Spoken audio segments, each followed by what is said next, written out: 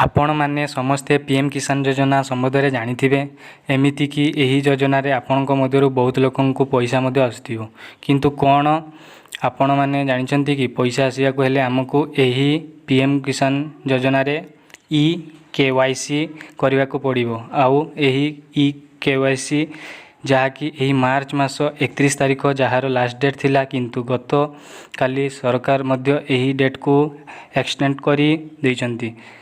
तेबे केउ तारिख सुधा एमिति कि कौन रही संपूर्ण अपडेट आसंतु मु आपनको जनइबी, जोंतरे मध्य किछि नुआ लिस्ट भी ऐड हेछि जहाँ आपनको करबा को पड़िबो, नहेले आपनको किसान योजना रे टंका आसीबो नाही।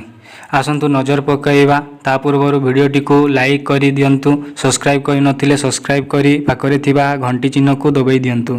तो आपण चाहिए pmkisan.gov.in यही वेबसाइट रे विजिट करि परिबे। नेक्स्ट देखंतु आपणको सामना रे किसान योजना रो वेबसाइट टी एही भली भाबरे ओपन हेबो। तेबे एइठु देखंतु अपडेट रहिछि कि केवाईसी करिवा पई 31 मार्च अपडेट थिला, किंतु ताहा मध्य डेट एक्सटेंड होइछि बोली वेबसाइट रे मध्य मेंशन करा जाइछि। Best e KYC thought OTP ए बलिया एंटरप्राइज आसीबो।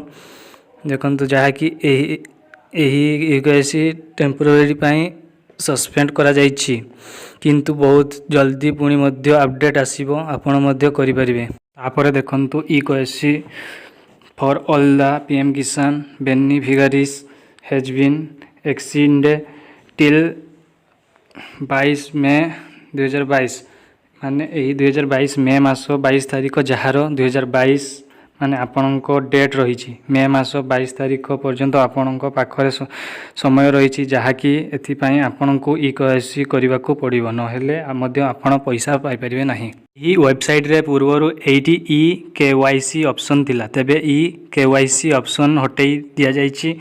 बहुत जल्दी मध्य आसी जीवो मध्य आपण चाहिए सीएस सेवा बा जनसेवा केंद्र रे आपण करि परिबे। तेबे आपण जदि भाबुथिबे हमर लिस्ट अछि कि नाही, सेति वेबसाइट विजिट कला परे फार्मर्स कॉर्नर लेखा होइछि, तारी सीधारे आपण स्क्रॉल करिवे, एठी आपनको मिल जाइछि बेनिफिशियरी लिस्ट, तारी ऊपर क्लिक कर देबे।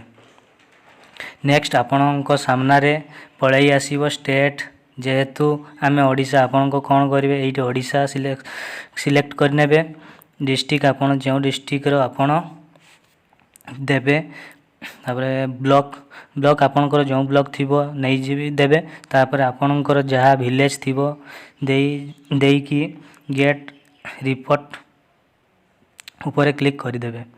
नेक्स्ट देखंतु आपणको सामना रे एठी लिस्ट पळै आसुछि, जे लिस्ट रे आपणको नाम थिबो, जदि एठी करबा को पड़िबो ई केवाईसी आउ आपणको खाता को मध्य आसीबो टंका, जहा कि वर्ष को 6000 प्रति किस्ती रे 2000 टंका लेखाए।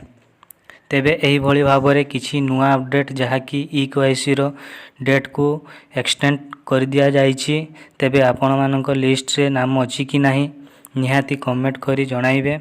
धन्यवाद।